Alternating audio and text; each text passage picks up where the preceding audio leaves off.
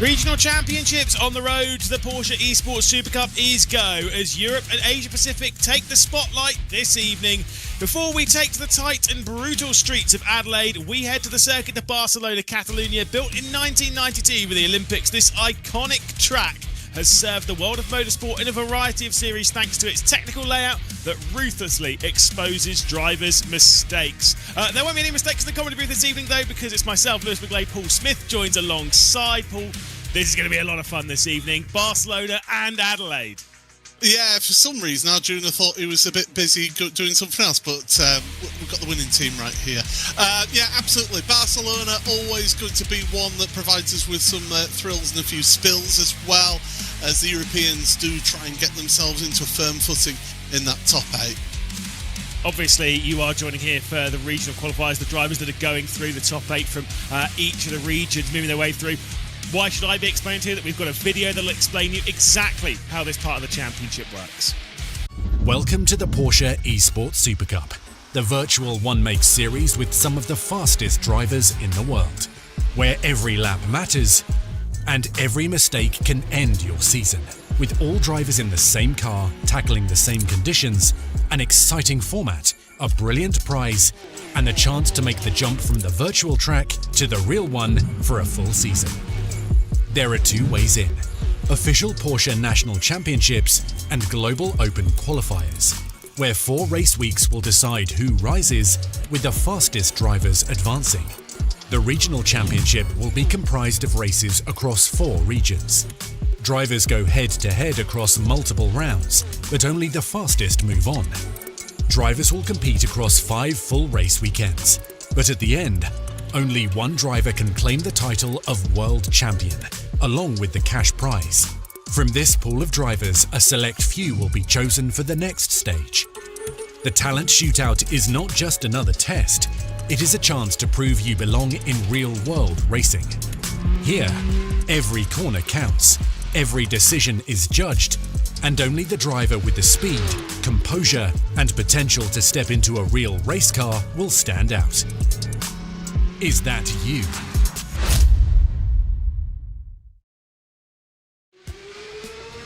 Well, last time out we were at Nevers at the Circuit Manicure, and once again it was a glorious launch from Charlie Collins from pole position. We saw plenty of fighting elsewhere in the field amongst compatriots in the EMM and Hymo teams. Positions being swapped, there was paint being traded as well at times, as the drivers going absolutely wheel to wheel last time out. It was a tremendous, exciting racing that we saw, but it was Charlie Collins who was a man on his own at the front of the field, and certainly he has been the pace setter this season. Still, we saw just incredible battling through the S's, through into the tight corners to try and sort themselves out. And yeah, Manicure was one of those races where we didn't expect there to be many moves, but there was plenty of moves. But Charlie Collins, he was making all the moves at the front of the field. Meanwhile, a little bit of contact, a little bit of spinning. Will Chadwick, the big loser in all of that. He'll be hoping for better this time around at Barcelona, but a few others will be hoping for better as well. And well, Sanchez, the big talking point was Sanchez starting at the back of the field. Jamie Fluke, he got punted around at the hairpin as well. So we had some spills there, Lewis, but Charlie Collins, he's the pace setter right now. Certainly so. 2 victories, 2 pole positions as well. Of course, you get 10 points for qualifying on pole, so 120 points to his name. He is absolutely flying at the top end of the field. Tristan Iglesias, his teammate, as well behind. Luke McEwen, who was one of the ones that was involved in that great fight with Martin Kadlacik at the previous round. Up there in 3rd position, Florian Lebigra, Sebastian Job, Diogo Pinto, Louis Belic, and of course Alejandro Sanchez. At the moment, the drivers moving through only from the 2 squads there, Paul, of course, from Verstappen Sim Racing and from Coanda. There are a few other teams though, your likes of EMM for Kadlacik, for Hymo rather, for Kadlacik, and EMM there for Fisher. There's a few drivers that are on that cusp of moving through. There certainly are, and people are showing that it's not just those two big teams, those two big outfits of Verstappen Sim Racing and Commander Esports that are really the pace setters and the trend setters in this one. So EMM, I think, have really come on along with the Hymo team and really stepped up this year in their performance. Don't forget, Will Chadwick won the Porsche Esports Carrera Cup Great Britain Championship this season. So it's a team that's showing that they can take on those very best drivers and be able to beat them. And when Will Chadwick did win Porsche Esports Carrera Cup Great Britain, I'm sure we've been coming into this championship expecting some very big things, and that hasn't necessarily clicked. Less so for his pace, more so for the drama we saw there in the highlights package from Manny Kaur, getting spun round at the third to last corner. I mean, just kind of being in that mid-pack and in that danger zone, especially here in the European region, is so brutal. It is brutal, and this European side is just hyper competitive. The gaps between drivers is finite. So yeah, you think a champion of a British series coming into this, he would have expected to be a bit further up than where he is. Obviously, a few other drivers to think of that are a little bit further down there. Alessandro Bico, another driver that we'd expect, maybe not necessarily to be a little bit higher, but definitely is one in contention. Obviously, was a part of the Williams stable, no longer a part of it. Curious to see where he's going to end up. And when we end up at a racetrack like the Circuit de Barcelona Catalunya, there's a lot of opportunities for these drivers to find their way through. It's certainly, I mean, that's it. You've got a really long pit straight here down into that turn 1 braking zone. You've got the run through into turn 4 as well. Opportunities are plenty, but for me, it's a case of, do we see Charlie Collins carry on and to keep that fight going at the front and try and get a perfect season, or is it that this venue, which of course is used throughout European motorsport for testing venue and for all sorts of things, is this an opportunity for others who have raced here plenty of times to be able to fight? Well, obviously, we'll have to wait and see the way the race is going to unfold. We're expecting it to be very, very difficult for the drivers. Loctite race analysis. Obviously, it's a half an hour race, a standing start for the drivers to be dealing with. And one of the things that I would be saying about here, Paul, that realistically, tyre wear, it is going to be a bit of a feature around here. This circuit with its medium to high speed corners is brutal on those tyres. Not just with those medium to high speed long radius corners, but the weather as well. The track temperature, I can tell you at the moment, is 50 degrees, over 50 degrees Celsius. So there will be an element of tyre preservation going on. But as you mentioned here, Lewis, that it is the Circuit de Barcelona Catalunya 16 turns course. As we're in a European track, it's a clockwise track here. Bit of undulation involved in this one. You go uphill towards turn 4, down then towards turn 7, that really tricky left-hander that sends you back up through the blind crest at turn 9. We are running the chicane at the end of the laps. That's going to be a feature for people to see. It's all about getting a good run out of there as well. And Lewis, I'm old enough to remember watching live on TV Nigel Mansell, Ayrton Senna down the pit straight, absolutely wheel to wheel, sparks flying from the front wings of those cars back in 1991. Can you believe it, Lewis? I'm not even old enough to know who those drivers are. That is obviously a lie. Look, it's a great track. It's one that I've kind of enjoyed at some points, hated at other points. It is a track which tests confidence in a car and understanding in a driver. You look at some of the corners that we have around here. You've got to be confident. There is no part of the car that is untested. You've got some really tricky throttle zones. You've got some really tricky medium speed over crest turns like turn 9. You've got some really tricky heavy braking zones, both uphill and downhill. It literally tests every single part. It's why F1 pre-season testing is used to come here so frequently. Yeah, it's got pretty much everything that you need here. It is a track that is known. It's a good base level for people to work off of, and because it's used in not just in the world of real world racing for testing, sim racers as well cut their teeth at this track as well. You'll every season on iRacing have various series running around here. And if you do want to learn more about this regional qualifying and then the Porsche Esports Supercup, check out the QR code there, give that a scan and get more information on this series there.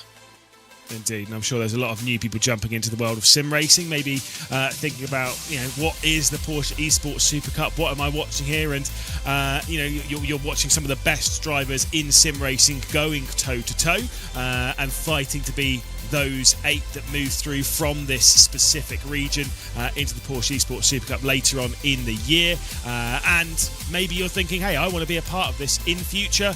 Sure, in years to come.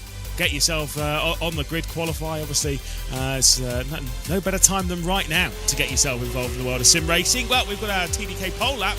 Let's take a look on board, Paul. Give me the deets. And for the first time this season, it is not Charlie Collins in a Commander Esports car. It's Florian Lebigre who's got pole position. Down into turn 1 then, hard on the brakes. Use the curbing on the right there, on the left to try and rotate the car through there. And then you've got to be patient around turn number 3. It's uphill.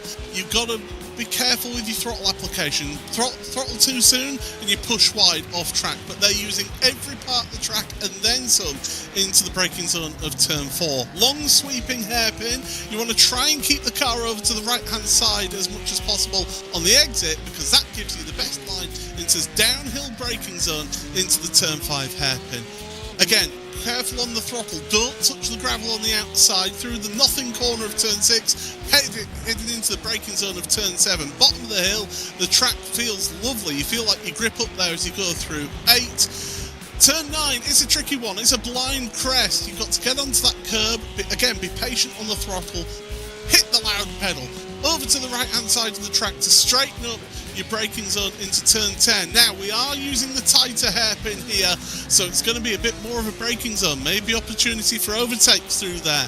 Through 11 into 12, long sweeping right hander. Again, you've got to be patient with that throttle application, use all of the curb on the exit.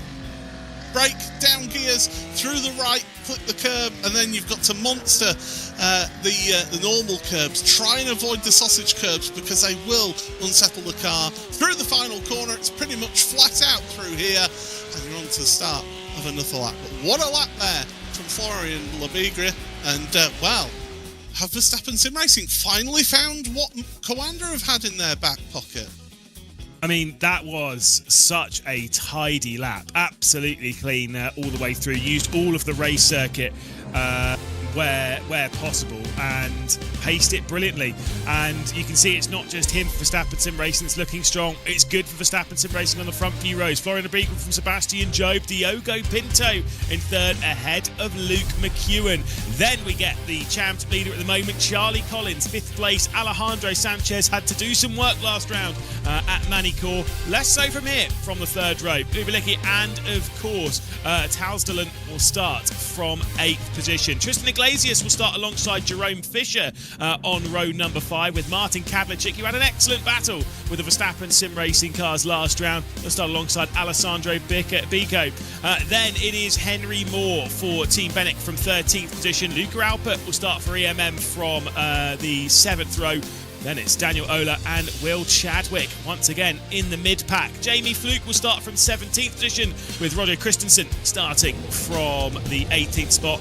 Final ones inside the top 20 being Adair and Schulk starting from 10th. You can see the final few rows filtering their way through, and I mean, looking at that, Verstappen Sim Racing, Paul, they have got control at the front, and I suspect there'll be a bit of communication between them. But very quickly, who's going to come out on top?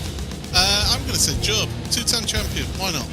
2-time champion Sebastian Job. Wow, I mean, we'll have to wait and see. They're in position, they're ready to go, as are we here, as the Porsche Esports Super Cup European Region Qualifying is about ready to go. We are racing here at the Circuit de Barcelona, Catalunya. Great start from Florian Lebigre, your race leader, your pole sitter, but it's a long run down towards the opening corner. Could Charlie Collins and the Coanda contingent get themselves involved? Bit of a look to the outside there as they head their way into the opening complex, as they go 3 wide for 4th place. Fantastic fights as I think Charlie Collins just come through and all that with the inside line. They managed to work their way uphill, but it's been a perfect start from our pole sitter. the Coanda cars boxing in Luke McEwen. They're trying to bully Luke in all of this to get him out of the way. Teammates trying to fight for teammates. McEwen in two. Charlie Collins, your championship leader. Yeah, that's some big drama. We'll have to take a look at that one on the replay. But Charlie Collins into the gravel trap as they head their way through the third and fourth corner. Just a bit of brushing between a lot of them. One of the EMM cars getting very aggressive there on the inside. Absolute brutality as they head their way down the hill. And there's a load of cars into the barrier. Jamie Fluke is one of them. He'll hire her is another one of them involved in that one. Roger Christensen, a third car involved. So big drama at the start of this race, Lewis. Yeah, half an hour race, but you wouldn't know it by looking at the drivers getting their elbows out in this opening stage. Charlie Collins, the championship leader, dropped back to 24th position after that contact on the opening lap. Florian Labigre, Diogo Pinto and Sebastian Job, though, hold firm at the front for Verstappen Sim Racing. And Coanda's, there's more spinning and more drama. Another one of the cars backwards. It's Oliver Such, who's off and around, so I think he was helped. So there's been plenty of paint swapping. Obviously, drivers thinking, middle of the season, this is the mid-season race, a bit of desperation going on here, perhaps, in this early going. I mean, there certainly is a little bit of desperation in all of this. Daniel Ola trying to get involved in some of the battling back there. It might have been Lishka as well, the Pulse car that we were looking at. The likes of Henry Moore here having a bit of a fight with Kadlachik. This is the fight for 11th position, I believe. Up towards turn 3 they go. Kadlachik with the inside line to Henry Moore on the outside. Daniel Ola will be looking to the inside by the time they get up the hill towards turn 4. We've already seen drama here at the opening lap as Henry Moore gets defensive for Team Bennett. Just about hanging on there, but considering the contact that we've seen in the opening stages here, Paul, you'd suspect that we're definitely not done when it comes to that level of drama. Yeah, I think there's a few cars that are going to be having to see the Porsche-approved servicing centres before getting back out in the forecourt here, because it is some second-hand cars out there, that is for sure, as Raphael Renhofer, I can see on the track map, has taken a tour back to pit road, so his race is done. Yeah, I think there's going to be a few replays required here this afternoon to try and pick through exactly what's happened. This was where Jamie Fluke went off, was joined by a couple of others as well. That was one of the Grid and Go cars that was involved in all of that, wasn't it? That it was a separate incident, and then whoa! Now, is that a failure of hardware? That's almost as if, say, a screen went off or something like that, and he just went straight on. It does seem more technical issues related than just driver error for Renhofer there.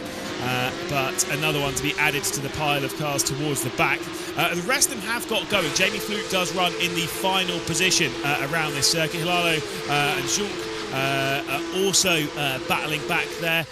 Charlie Collins has worked his way back up to 21st position after the incident that sent him off at the fourth corner.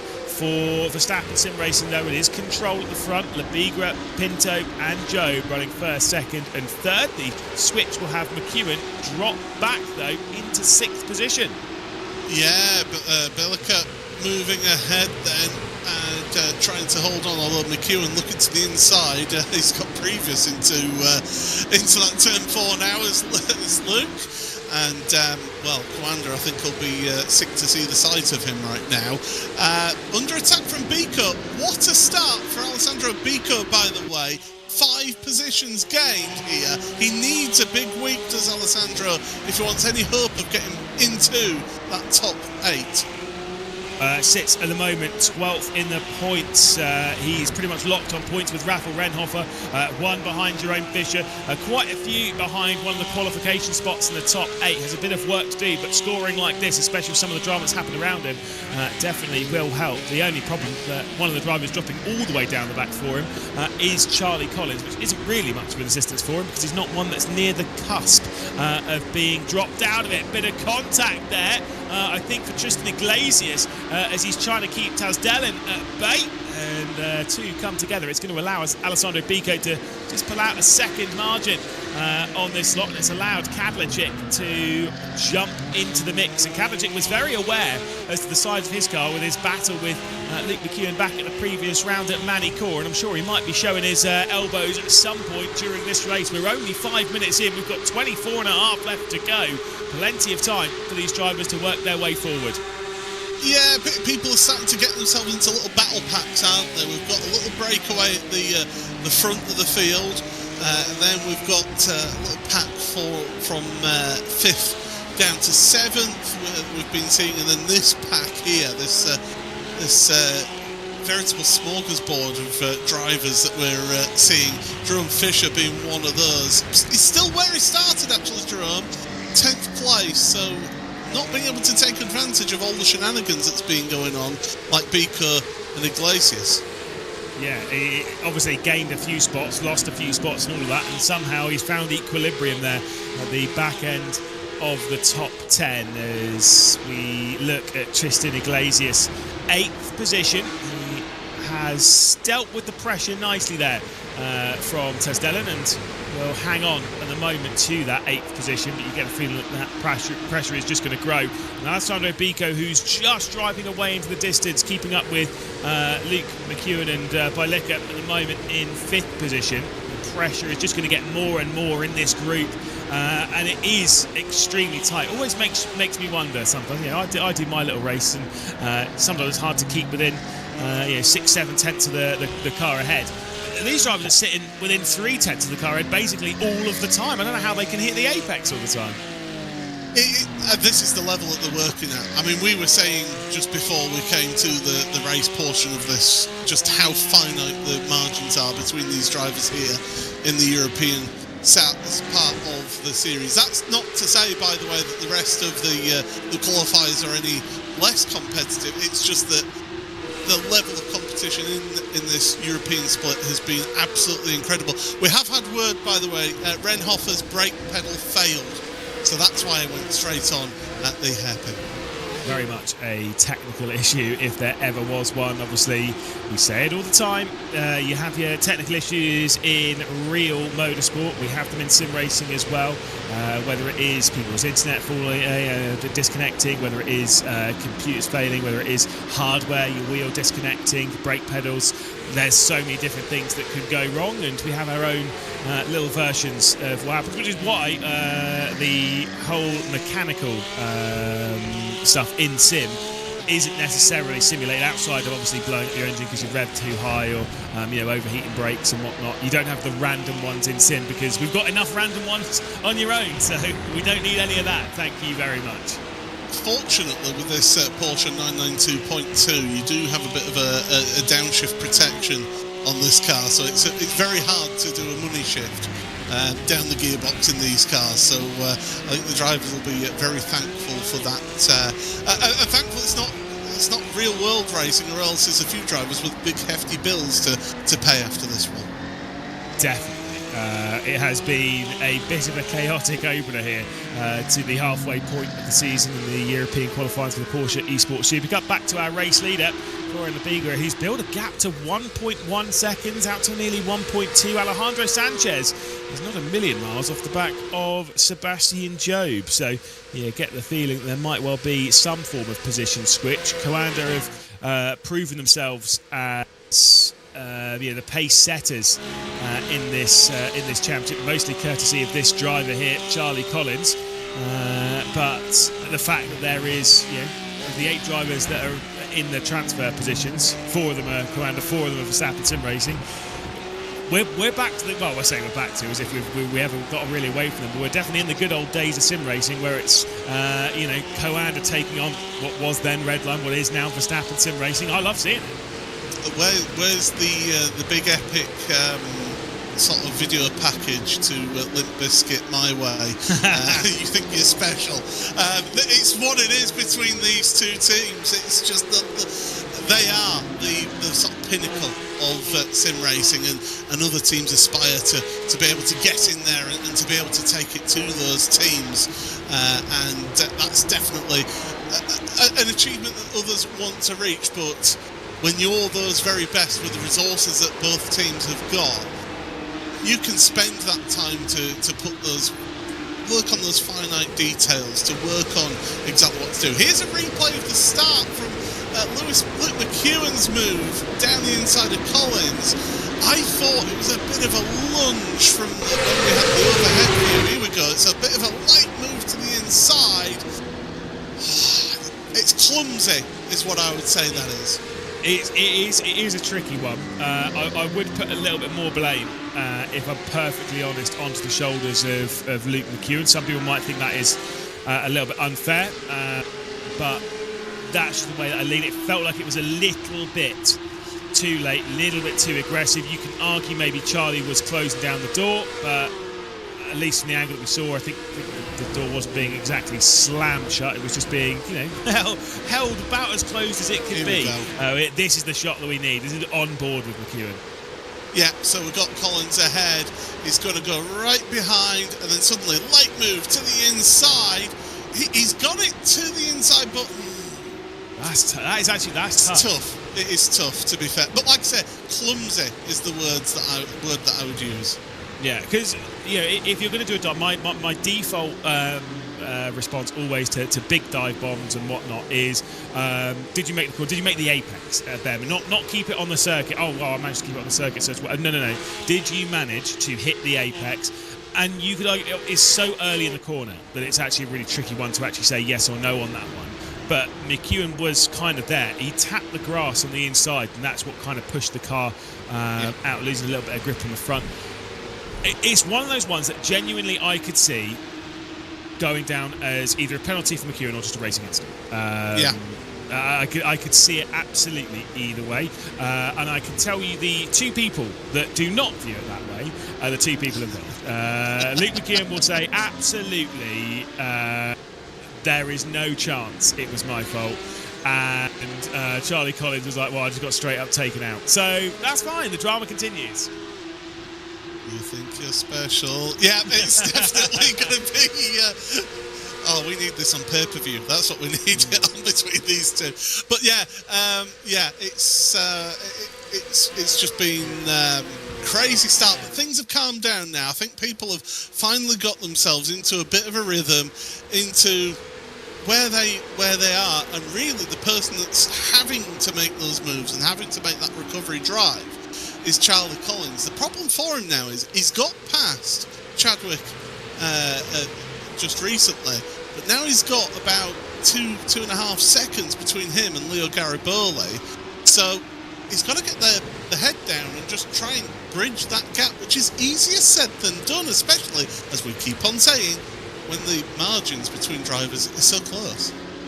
I mean, look, he's scoring points. He's scoring important points to the top 20. I'm sure he'll be able to work his way through bit by bit, and there's a few more spots up for grabs, I'm sure, here for Charlie Collins. But you're absolutely right.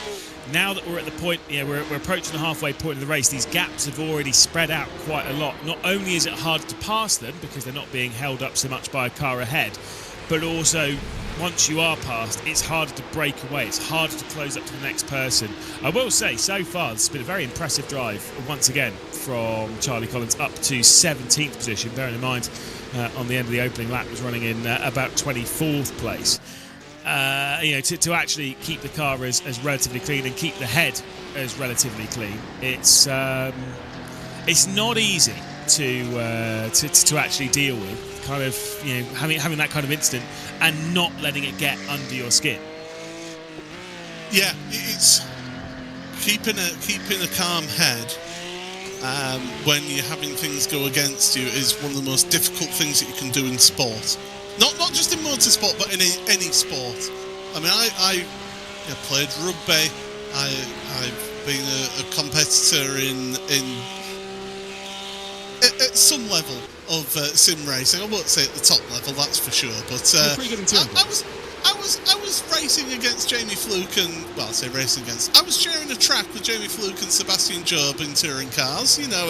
I've raced against people who have gone on to great things, and those drivers are always the ones that have that knack of keeping a cool head. There's always going to be an exception to that rule, without a doubt. There is always going to be somebody who they get fired up and then they just pull off either absolutely world-class moves or absolutely dumb moves. It's one or the other at that point with those sort of one-offs. But in terms of the top drivers, people like a Sebastian Job, they have a knack of just keeping a cool head and not letting things get to them. And Charlie Collins is showing that maybe, say, 5 years ago, he might not have had that mental maturity and experience to be able to cope with that pressure situation. I mean, that is because he was very young and still remains quite young in the world of sim racing, so fair enough. There is a lot of drivers to keep an eye on for the future of sim racing. Charlie Collins is, cresting that wave now where he is one of the absolute best drivers in the world of sim racing. This is a driver to keep an eye on when it comes to that as well. Henry Moore sits in 12th position, obviously two-time British Formula 4 Esports champion. I recently had a Mackey's with Henry, not sponsored, but just got to give him a shout out on that. He's also a 3 handicap in golf. We have not played golf yet, and we will not be because I don't vibe with that. But also quality on the sim as well. Currently runs in 12th position, and he is one of the drivers that's on the outside very much so, but look, almost looking in to the transfer spots. Currently sits at the moment 14th in the standings for Team Bennett. Has to do quite a lot of work in not only the rest of this race to try and gain a couple of spots. I think it kind of needs to be a top 10 for him, and then needs to absolutely nail the Hockenheim Ring and Red Bull Ring to end this season to get in that top 8. I think it's going to be a tall order for him, but still, this is about showing your prowess, and when you've got a 30-car field that only 8 progressed from, again, it's why getting onto the Porsche Esports Supercup field is such a high honour for the world of sim racing. And I mentioned this last time out at Manicourt. You've got to be involved in events like this where you are going up against the best. I mean, literally at the front of the field, we have got second place Diogo Pinto, one-time Porsche Esports Supercup champion. Third place, you got Sebastian Job, a 2-time Porsche Esports Supercup champion. You've got to be involved in races and compete against these people to see what they're doing, see how you rack up against them, what are they doing differently that I'm not doing, and just get that experience, build that knowledge of competing at this level. I've seen it with Will Chadwick. 3-4 years ago, he came into Porsche Esports Carrera Cup Great Britain, and he was a new rookie coming in, and we've seen him grow that talent and develop that talent to the point where he's actually won the championship this year. He's been in Porsche Esports Supercup last year. He's trying to qualify this year, but as you mentioned earlier, he's in that pack. He's in that mid-pack, and a lot of these drivers are used to being at the front of a field in an iRacing official race and just driving away from everybody. They don't get that racecraft experience like you do in series like this. So you can learn so much. Even if you don't get into that top 8, you can take away so much from this championship. Absolutely. I mean, generally speaking, to again hammer home the quality of this grid, and this is what you expect from the build up to an iRacing World Championship in the Porsche Esports Supercup, is in this qualifier, especially in this region, the European region, every single driver on this field, I have no doubts, I don't know for sure, but I can guarantee you it's a bare minimum 90% of them have won championships at very high level in sim racing, and that's just one of those ones. They've not just competed for champions, they've all pretty much won champions. They know how to get it done, maybe not at this level, but they know how to bring a championship home. They know how to not make mistakes, and it's why you'll see them at this point in a race when they're all effectively following their way round. You will see them not make any real mistakes. It's why it's so hard to get those overtakes done. And that's why I think, when we get to this point in the championship where it's all about being in the top 8, it's all about qualifying here, Paul, that some drivers do get to this point in the season and effectively give up. Yeah, and that's where I'm not a big fan of that. I'm not a big fan of drivers who are basically a case of, well, I can't win, so throw the dummy out the pram and I'll go off and do something else. You've got to be involved in this series. And if you are somebody who is like that, is that the attitude of someone like Porsche's looking for? That, oh, you're not going to win, so you're just going to give up. That's not the attitude that Porsche are looking for. They are looking for people who will be relentless in the pursuit of winning and try and do absolutely everything that they can to improve. And if that means getting taken out on lap one and having to run around at the back of the field like Roger Christensen is right now, so be it. You've got to have that mental toughness to have things go wrong and be resilient to get it to the end, because you can still take away things that you can learn. You're still gaining knowledge, you're still gaining experience. You're going, right, okay, if that situation happens again in the future, I'll tell you what I'm not going to do. I'm not going to do what I did that race. Good to see Roger Christensen there on the broadcast there. A good shout out, obviously. Drivers that are at the back that are in a car that car will not feel pleasant to drive, by the way. A lot of damage on the front end and it'll be understeering like crazy, but still, first goal of any race is to reach the checkered flag. Second goal is to reach it before anyone else does, and that should be the order of those objectives. And you're right, the never give up. It's so easy to give up, but the moment that you get that negative mentality of like, oh well, I'm not in the position I want to be in, or this race has gone slightly sideways, so I'm just going to give up, that is a mentality that's very hard to get out of. And once you're there, but unfortunately, it's not saying this is specifically anyone on the grid or anything, but once you are there, quitter's mentality is easier than just carrying on and dealing with a hard situation. And you're absolutely right. To be one of the very best in sim racing, you have to be able to just deal with those situations. One of the cars was just dropping down. I think it's Kadlachik is dropping down the order. Hymo Racing, he was right up there, and one of the drivers, he's popped back up. I think that's a technical issue on his side. We'll keep our eyes on Kadlachik then, and hopefully he doesn't disconnect. That almost certainly is an internet problem on his end. Yeah, it seems to be stabilising again, so hopefully he does keep in this one, because he's in a good solid place right now, 11th place. He's just in front of who is it that he's just in front of?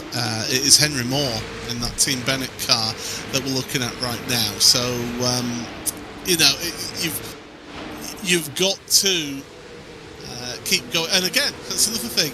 When things start failing, when you start having a bit of connection issues, it's very easy to get distracted by that. There's Charlie Collins down the inside, late lunge, and Leo Garibaldi. Well, it doesn't make the biggest of fights there, does Leo? But to be honest, I think Leo realises that Charlie is in a place that he shouldn't be right now.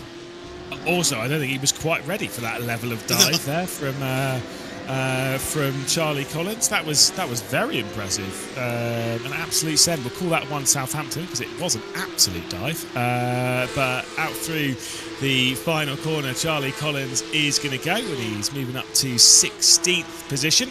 So clearly there's a little bit up for grabs. I don't know what his goal really is. I think 15th is probably about as realistically as good as it's going to get, going past Luca Alpert. I think Noah Edda might just be, as much as he's right there ahead of him, well within sight, might just be a little bit too far down the road to actually complete a move and then get on with it, especially with only about 3 or 4 laps left to go from where we are.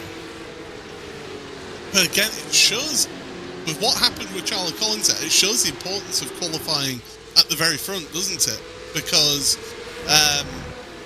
he was on the 3 rows back from the front, 2 rows back from the front, should I say, and was getting involved in tripping up with Luke McEwen. It doesn't leave you a lot of space because there's a lot of other cars around you suddenly, and it limits your options at that point. So again, Charlie Collins will be he won't be happy with not getting pole position. I know that. I know he won't be happy with that. One thing that I'm not happy about is actually his brother Bryn still owes me and Sadekist a donut, by the way. Does he? Just saying, yeah. Terrible stuff. I'm sure he owes a few people donuts and such. That's fine. I'll add you to the list. Florian Lebigra continues to lead. Diogo Pinto, Sebastian Joe, Alejandro Sanchez still in tow. Second spot at the moment for Diogo Pinto as they head back out onto the start-finish straight. The clock goes under 5 minutes and 3 laps remain in this race as Diogo Pinto, I mean, he's not really got any pressure on his shoulders, although that said, this is always the case with this. We sit there and we go, yeah, well, they're teammates for Verstappen Sim Racing, and they're not going to do anything. And Sebastian Job is probably sat there being like, I will get ahead of Diogo Pinto if it kills me. I'm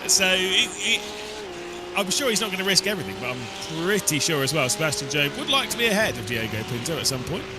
I see team boss Max Verstappen still hasn't put his hand in his pocket and got Diogo Pinto a new logo for the for the wall. So it's so cool, though. To be fair, yeah, I'm saying that in jest. I mean, it's a fantastic setup that Diogo's got there. I wish that I had half the setup of that. I wouldn't have half the talent of Diogo Pinto, but still, it'd be nice environment to be in. Yeah. What's the biggest problem there for you, Paul, with that kind of setup? The finances to obviously get it, the ability to make it, or the realistic implausibility of Redline approaching either you or I as a driver. Even back then, they would have been like, oh, not a chance. And now, under the official branding of Verstappen Sim Racing, I kind of feel like our chances have decreased somewhat. That's fine. 3 minutes and 30 seconds left to go. We'll focus on that, shall we? No, I'm just going to focus on my fleeting sim racing career and how I mean, I did have Ashley Sutton as my team boss for a couple of years, so that's something. So there you go. Not a bad person to have as a driver coach. Oh, look to the inside of the chicane. That's not quite working out for you, Charlie, but hopefully you can set it up now through the final corner.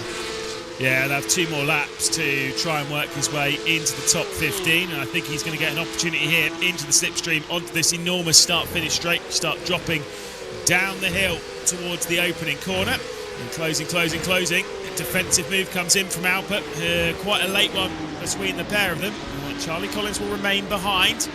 The stronger braking zones up towards turn 4 could give opportunity here for Collins to find his way through, but sitting right on the racing line. Perfect defence at the moment there from the EMM driver. I love it. Absolutely love it. Park the car on the apex there.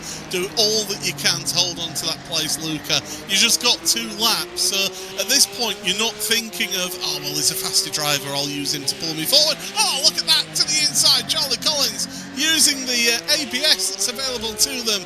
And then some. But Alpert's not giving up his fighting contact between the 2 of them. Incredible stuff once again. This is an epic fight between them. Charlie Collins leaning at the moment. Alpert just about able to hang on. That is superb driving from the pair of them. I've got to say, that was a brilliant attempt from Charlie Collins. Pulled it up to the apex. This epic fight for 15th continues with just a lap to go at the checkered flag.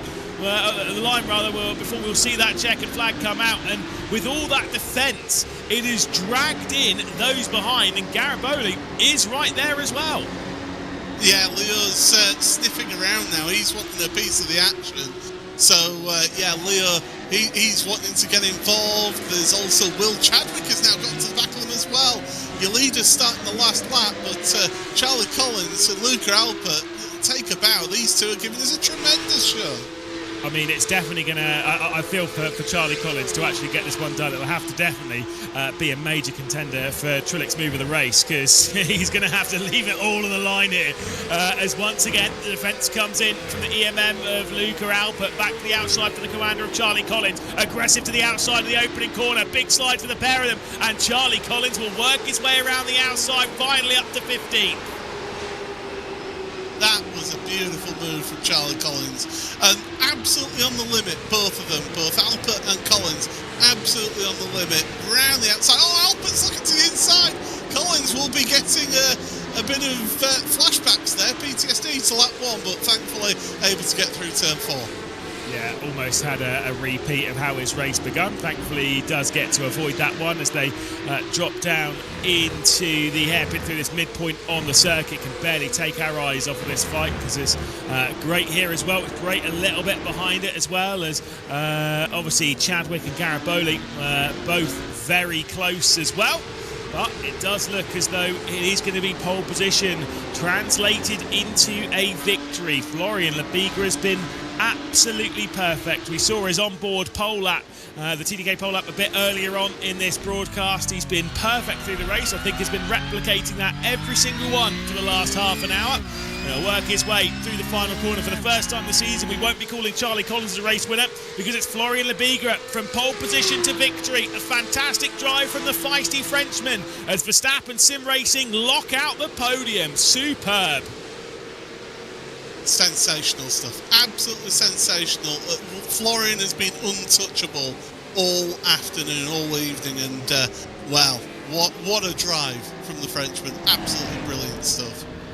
Pieced it together brilliantly. Obviously, it's helpful when you've got your teammates Diogo Pinto and Sebastian Jobe behind, but at that level, you've got incredible drivers behind you, and he's still pulled an impressive gap. I think that is the most not so surprising. Florian Lebigra is a very high quality driver, but when you've got Diogo Pinto and Sebastian Jobe behind you, and you're able to gap them in this car as well, they're very experienced in it, having won the championship and stuff. But at the moment, the Mobil 1 winning moment goes the way of Florian Lebigra. I tell you what, I think he's run out of fuel on the cooldown lap. Talk about cutting it fine with the fuel. Wow. He's certainly soaking in the moment, shall we say. Yeah, that is chugging its way round. Chuggy no longer will be Charlie Collins. That will go the way of Florian Lebigra, but less so for the driving and for the name, more so for the drama. Trillick's move of the race then. Alessandro Bico earlier on in the opening stages, the outside of the opening corner, trying to get its way past the high-mo of Kadlecic, and would leave it side by side going through the S's section, finally getting the move done on the exit. Brilliant stuff. Yeah, and basically Bico, in surviving all the shenanigans that went on in the opening lap, able to work his way through and get through, and he was a bit forceful into to turn 4, but survived it all. So yeah, great stuff from Alessandro Bico on lap 1. Trillick's move of the race. One of Trillick's moves of the race. He's picked up more than one in all of that. Absolutely epic there in those fighting as he's rising his way up the field. And really did a great job there on the opening lap to gain. You point out quite rightly on how many spots he gained, up to 8 spots. And a brilliant drive from him. Provisional race results see Florian Lebigra, Diogo Pinto and Sebastian Jobe first, second and third for the Verstappen Sim Racing squad. Alejandro Sanchez, Louis Bailecker will finish in 5th position with Luke McEwen in 6th. Alessandro Bico then would round out in 7th position at the end of the race. Important points for him on his chase to get into the top 8. Tristan Iglesias, the one he overtook at the end of those highlights there. Jerome Fisher and Tals Dellen will round out the top 10. All of those behind, we've got Kadlecic, we've got Henry Moore, Ola Eder, we've got Charlie Collins, who was able to rise his way back up the 15th position, Alpert, Chadwick, Gariboli, Marrero and Fluke. The top 20 finishers. Obviously Fluke was involved in drama in the opening lap. Shishka, then Zulch, of course Spazio and Hilalo, Yolkin and Christensen. The only retirement being Renhofer after that brake pedal failure and his retirement. We'll head over to Paul, who's catching up with a few drivers after the race. Yeah, what a drive today. Perfect really for you, Florian. You got pole position, fastest lap, led every lap and win the race. That can't really go much better for you, can it? Yeah, that was pretty good. Pretty happy with the results. There's nothing to say really. The car was a bit trickier on here with these hot times, but yeah, we did all the job at the team as well. Yeah, that was good. And is it that you as a team have finally found something in the car to really get yourselves, because it was interesting to see the front 2 rows were all Verstappen Sim Racing cars there? Yeah, I mean, we were a bit behind in the first 2 rounds, and then we might have found something.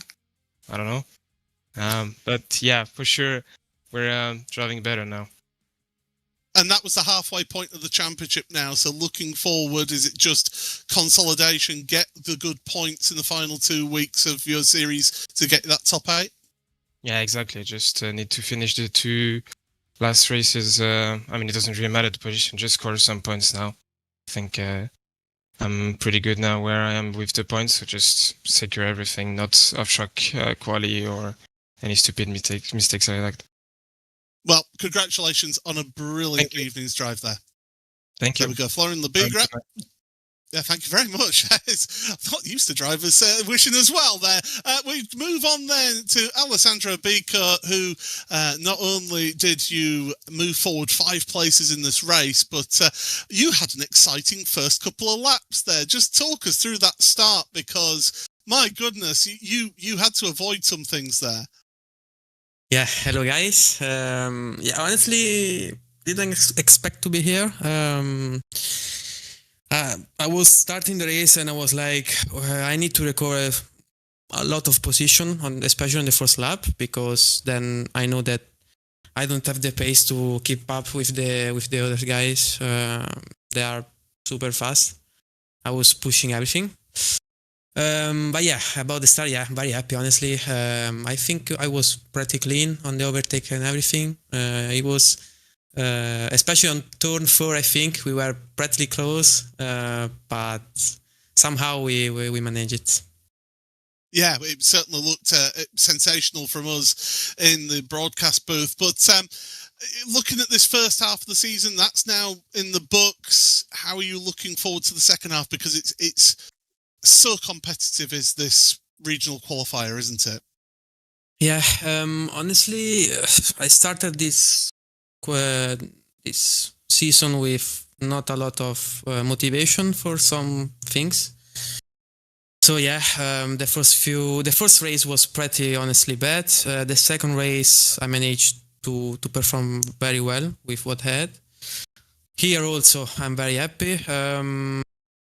Honestly, I wasn't expecting this result here. So I'm happy, and let's see. Honestly, I will give everything like I did in the last 2 races, and we will see. Well, I look forward to seeing it. Congratulations on a solid result there, 7th place in the end. Thank you, guys. That's Alessandro Bico joining us, and Diogo Pinto now joins us in the commentary booth. Good to speak to you. And, well, former champion in the Porsche Esports Supercup. How is this comparing, this regional qualifying, having to get yourself back onto the grid in Supercup? Well, for us in Europe, it's extremely difficult. The grid is stacked, so we have to push really hard from the start, from the globals all the way through the regionals now. But yeah, just very, very demanding for us. Yeah, luckily for me, I could take the most out of my pace today and score some good points. Certainly, and with how the team has been working together, Coanda were scoring the wins in the first 2 weeks, but now you as a team have come back and you've been able to get the podium all to yourselves. You must feel nice to know that we've got the pace back again, and you can take the fight to those pesky purple and orange cars. Yeah, I mean, for us it's normal to be the fastest team, so I think it's for them to be chasing us. And we keep setting the mark, and it's nothing new for us, I guess. But finally, when's Max Verstappen going to pay for you to get a new logo for the Verstappen Sim Racing logo? That's true. I need to update my room a bit, but I still love the old red line logo. But for sure, new logo coming soon. Never forget. Absolutely. Well, congratulations on the podium here, and all the best for the final 2 weeks. Yeah. Thank you. Wow, I mean, superb stuff there from the from our top lot. Superb stuff from Florian Lebigra. Diogo Pinto, very confident in all of that as well. Let's take a look at our points after the race has been complete, and look at that at the top. Charlie Collins and Florian Lebigra locked on 134 points apiece. Luke McHugh and Sebastian Job up there as Diogo Pinto, Tristan Iglesias, Alejandro Sanchez and Louis Belecki as well. Remain in the top 8, keeping an eye on those below it. Martin Kadlacik, Alessandro Bico, that great result, moves mid-stage. Great to hear from him there. Fisher and more. Few others behind that will remain in contention, but this is definitely going to come down to those final weeks when we go racing at the Hockenheim ring, Paul. Yeah, that's another one that could have plenty of drama and excitement for us at the Hockenheimring. I'm looking forward to that week. But as we go down to those final 2 weeks of the championship, a bit more desperation starts coming from the drivers. Yeah, and we've already had plenty of desperation even here today, of course. We'll have the Asia Pacific in just a moment. Don't panic, we're not throwing you out of it completely here, but just reminding you that in 2 weeks' time, we'll be racing at the Hockenheimring, the penultimate round of the European Regional Championship before our season finale. At least of the Regional Championship will take us to the Red Bull Ring, and the questions will be, will the top 8 be Coanda and Verstappen Sim Racing going toe-to-toe? Will anyone else be able to throw their hat in the rings? Very good. Do you think anyone will be before we'll take these highlights quickly? It's going to be very difficult to get into that top spots, but I'll tell you now, we've seen how quickly things can change with what happened to Charlie Collins. Indeed. Obviously, we'll take a look at these highlights down into the opening corner. Brilliant overtakes as Louis Belicki was trying to find his way through. Florian Lebigre holding on to that top position. There was this move down the inside.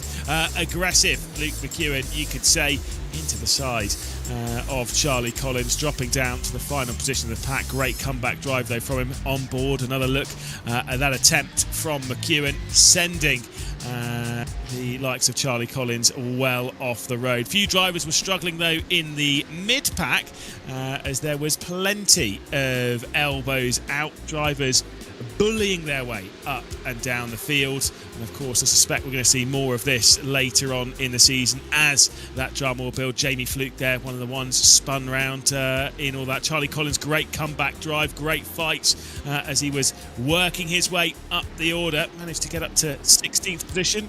And of course, 15th there as well. Well, we'll be back in a few moments' time because we've got the Asia Pacific Regional Championship coming up now.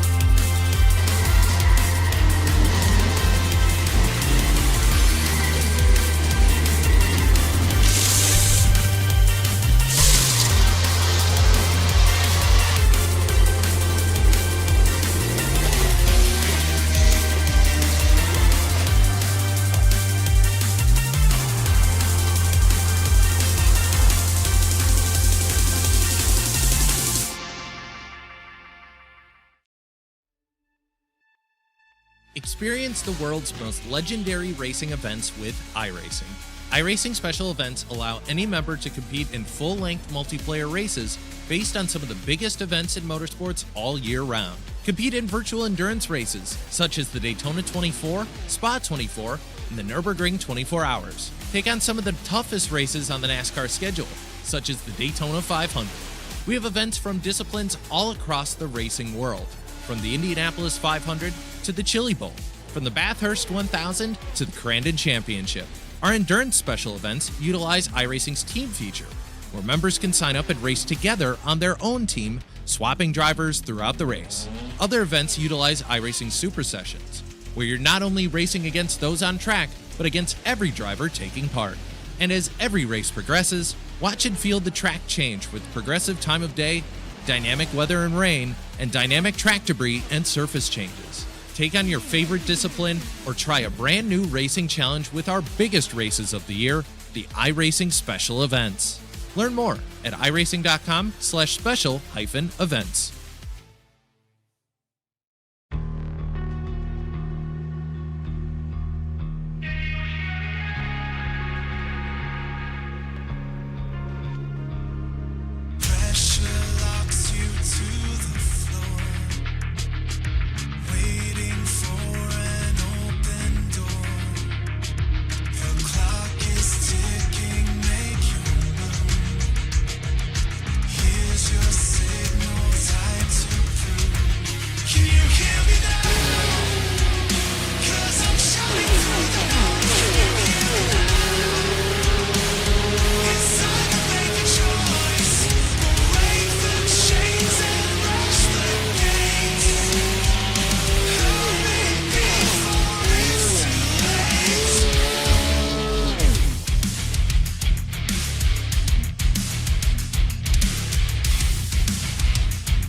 The tight and technical and terrifying walls around the Adelaide Street Circuit will play host to round 3 of the Asia Pacific Regional Championship here in the Porsche Esports Super Cup, defined by that brutality. The staircase climbing up the hill, turn 9 out on the backstretch, along with the Grand Prix loop that takes us into that opening centre chicane. This is as brutal as it gets. Once again, Lewis Clay, Paul Smith in the commentary booth. We are ready for this one. And Paul, I'm going to tell you now, when this circuit came on to iRacing, I was so excited. I absolutely love Adelaide. It's a classic venue, isn't it? And okay, it's changed from its original form back in the 80s and 90s, but I tell you what, it still produces some tremendous racing. The challenges that these drivers face dealing with curbs in these Porsche Cup cars is certainly going to be something to keep an eye on. Obviously, it may be a controversial thing. I actually prefer this layout over the original. Obviously, it works better for Formula cars, fair enough. This works better for supercars, for GTs, and of course here for the Porsches. Again, a reminder, if you are just joining us here in the Porsche Esports Super Cup, thinking about what's going on, here's a video to remind you about how everything works here in the Porsche Esports Super Cup Regional Championships. Welcome to the Porsche Esports Super Cup, the virtual one-make series with some of the fastest drivers in the world, where every lap matters and every mistake can end your season. With all drivers in the same car, tackling the same conditions, an exciting format, a brilliant prize, and the chance to make the jump from the virtual track to the real one for a full season. There are 2 ways in: official Porsche National Championships and Global Open Qualifiers, where 4 race weeks will decide who rises, with the fastest drivers advancing. The regional championship will be comprised of races across 4 regions. Drivers go head-to-head across multiple rounds, but only the fastest move on. Drivers will compete across 5 full race weekends, but at the end, only one driver can claim the title of World Champion, along with the cash prize. From this pool of drivers, a select few will be chosen for the next stage. The talent shootout is not just another test, it is a chance to prove you belong in real-world racing. Here, every corner counts, every decision is judged, and only the driver with the speed, composure, and potential to step into a real race car will stand out. Is that you?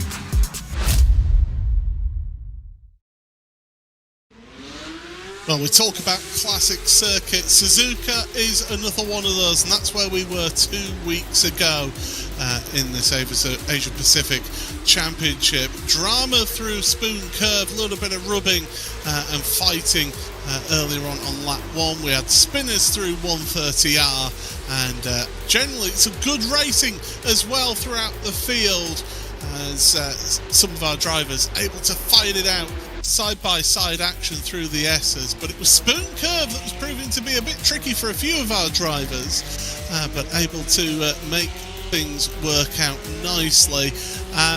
But at the front, it was very much the Dane Warren and Cooper Webster show in this race, much like the race at Fuji. But you see, neck and neck stuff through 130R, and still the fighting continued throughout this race. And it was all towards the end of the race that Hudson Hughes was fighting away. Hugo Allen as well were battling it out towards the end. It was this move, Hugo Allen through to make that position up into fourth. But it was Dane Warren who took the win last time out at Suzuka, ahead of Cooper Webster. So much like what we have in the European side of things, it is, of course, Coanda and Verstappen races in Red Bull's, of course, sim racing, and the defending champion of Cooper Webster that sit atop the points, doing an excellent battle, first and second. For those on back, though, things are very tight indeed. Damon Woods there, Hugo Allen after podiums at the previous 2 rounds. Of course, it was Fuji for Hugo Allen. Damon Woods got a podium back in Suzuka. Hudson Hughes, Cody Death, Charlie Jameson and Joey Han in the back end at 8th position. But behind that, it is all extremely tight. Xavier Kane, Shaw also in tow with Wu and Zhang. The gaps on the points, take a look at those. It really is incredibly tight. And it's one of those ones where we can talk about Dane Warren and Cooper Webster here, Paul, pulling away from the rest of the field. Yeah. Realistically, this is as open as it gets, because everyone's really got their chance to fight their way in. Yeah, I mean, Cooper Webster and Dane Warren are very much showing the skill that they have and the talent that they have. I mean, you know, Cooper Webster, current champion for the first time ever, having to re-qualify into the Porsche Esports Supercup. So they're showing the level that they work at. And it is another level compared to the rest of the field. But when you've got Xavier Kane, Damon Woods, they're sort of in and around trying to sneak in and get a result. Hugo Allen as well. They're fighting and trying to take the race to those two. But yeah, same day, time, same Cooper channel, as it says below us. And absolutely, it's been the show for them. Very much so. And yeah, whilst we can talk about how it's so impressive their first and second, we can talk about that being maybe the expectation of that going on potentially even this evening around this very difficult circuit. For the first time this season, we're racing down under as well. Both of the circuits we've had to open up have been at Japan. There you go, again, bottom of the screen, a mosh pit in the middle. Looking at those on back, 17 points separates 5th to 12th place. I said it is incredibly tight, it is super open, and we would expect that at the end of this evening that cut line's going to be changing, that drivers are going to be going from well below it to above it, from well above it to below it. That's the joy of that mid-pack. Yeah, and it's how close that mid-pack is actually what's giving us those races and giving us that excitement throughout those races. You know, Dane and Cooper, they've been up at the front. The real people who've been the stars of the show, though, have been that mid-pack of in that top 10, of fighting it out for those vital championship points. And with it being so tight, it just takes one little mistake to do that. And obviously, this being a street circuit, to take on a track like this, to actually win a circuit like this, we'll see a little bit more in our TDK track analysis in just a second, but these are unbelievably difficult circuits to get right by yourself. But when you're being pushed to the limit, we just saw some drama at the Circuit de Barcelona Catalunya European qualifiers, but here in Asia Pacific, this is far more brutal. Well, two things to think about. First of all, the start of the race, they're not staggered grid. It's side by side like supercars. So you've got a big pack of angry Porsches all going down to the centre chicane, and that centre chicane is very much a one-line corner. The Loctite race analysis, again, 30-minute race, all from those standing starts, like you say, no required pit stops, and we're focused on the top 8 to move into the World Championships later in the year. But refocusing on this track, I mean, Paul, talk me through this TDK track analysis. I mean, you can see we're in a bit of a park here, just on the edge of a bit of the city of Adelaide. It's a clockwise course as always. The original layout opened back in 1985 for the Formula One World Championship Grand Prix. Famous corners, I mean, like I say, the centre chicane at the start of the road. You've got the great names, Wakefield Road, Flinders Street. You've got Bartles Road as well, the Brabham Straight. Just iconic names. Who can forget Nigel Mansell's tyre spectacularly exploding down into the hairpin towards the end of the lap. Or Senna wiping out Nigel Mansell in the final corner as well back in 1992. Oh, wait, sorry, Lewis. Again, you're not old enough for that. I am, but yeah, it's a historic venue. Is this one? I love it. I was going to say, what do you remember the Nigel Mansell tyre blowing up in person or what? But that's fine. That's maybe a little harsh. Absolutely adore this track, and I can't wait when we get to see the TDK pole lap as well. Obviously, here is where we've been and where we're going. We've had our races at Fuji and Suzuka. We're here at the halfway point of the season at Adelaide. We're going to Okayama in 2 weeks' time, and a couple of weeks after that, rounding things up at Phillip Island to decide who our top 8 is going to be. And like I say, sure, we can sit there and go Dane Moore and Cooper Webster. Damon Woods most likely, along with Hugo Allen, will be the ones above that cut line. But for everyone below, by the time we go racing at Phillip Island, we really don't know. Let's take it. Oh, this is going to be an awesome lap. Talk me through it. Yeah, Dane Warren attack the curbs in the centre chicane. You can see how the car books and Broncos up over those curbs. Get it over to the left-hand side.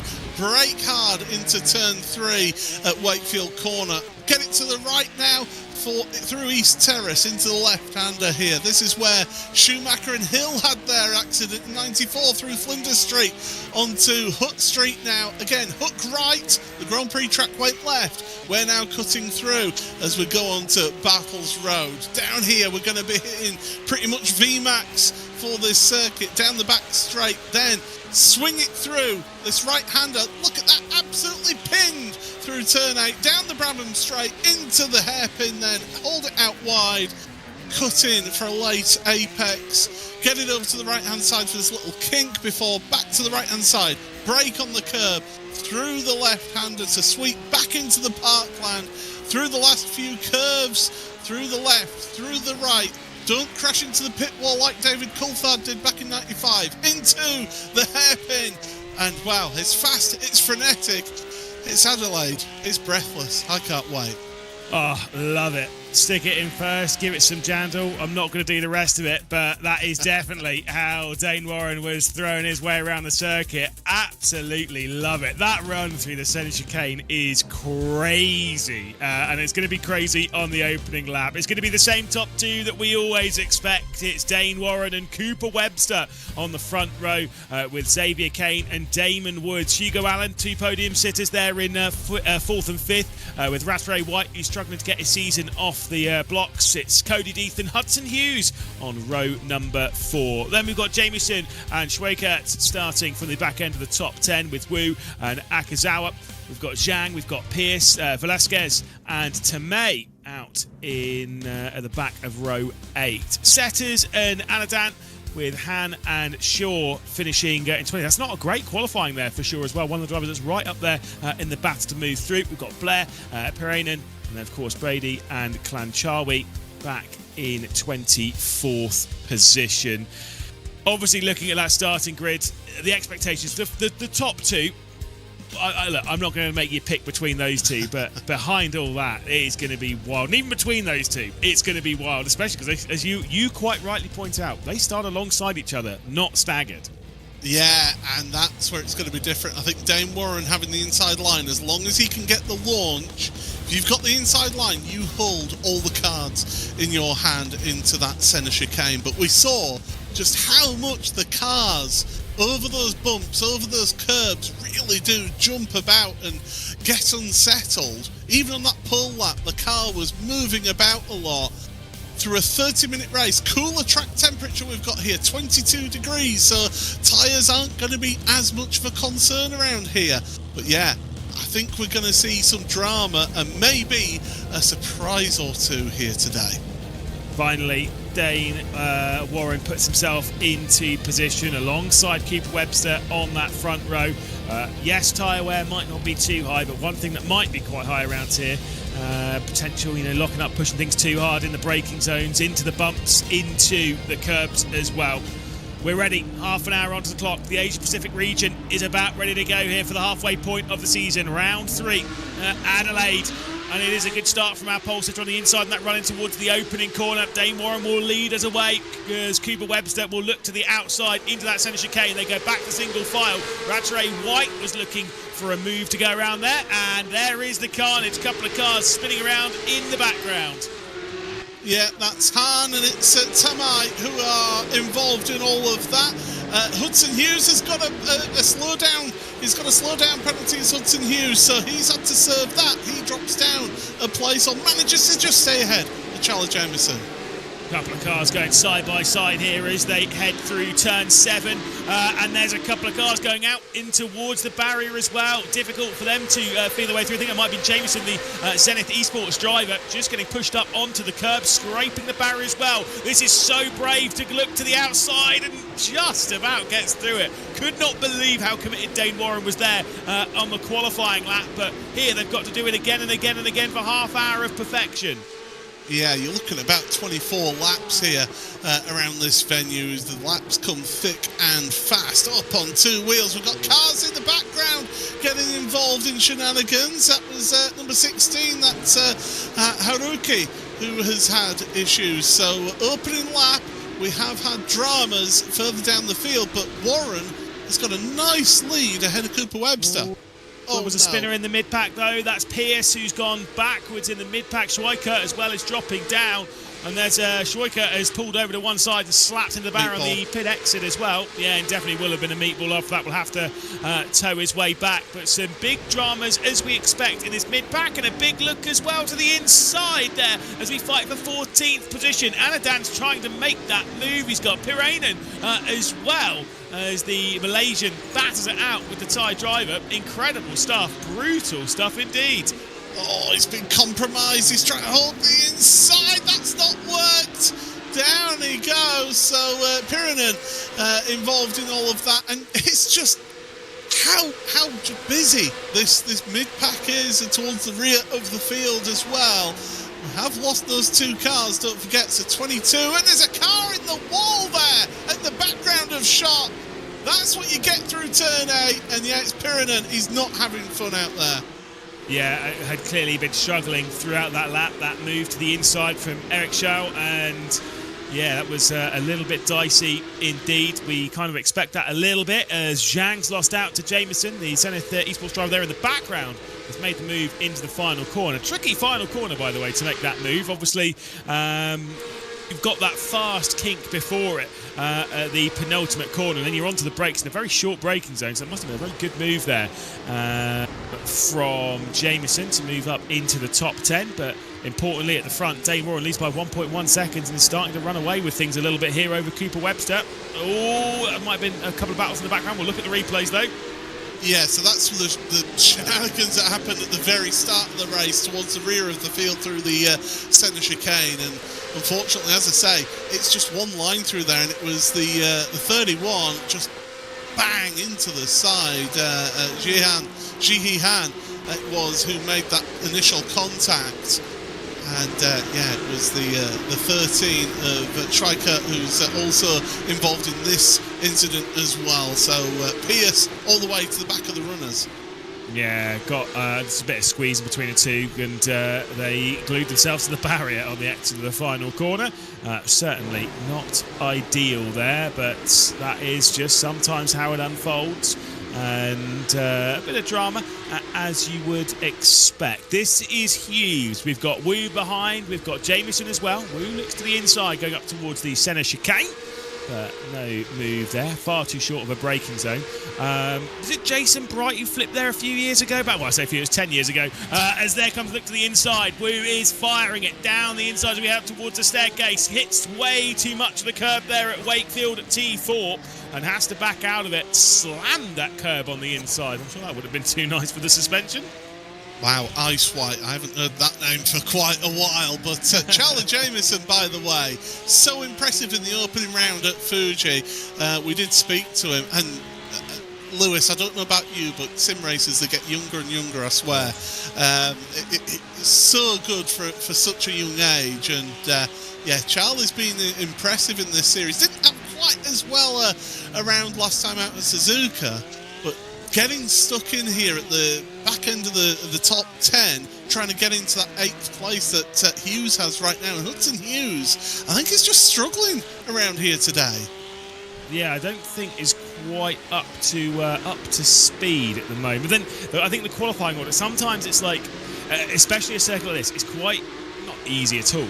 But the skills required to drag the time out in qualifying when it's you versus the track, and then the ability to do that again and again and again in the race when you're dealing with pressure from Wu and from Jamieson, who's just sent that 07 racing car right over the curb on the inside, heading up through the centre chicane. Now into Wakefield they go. Big look to the inside and a big send coming in.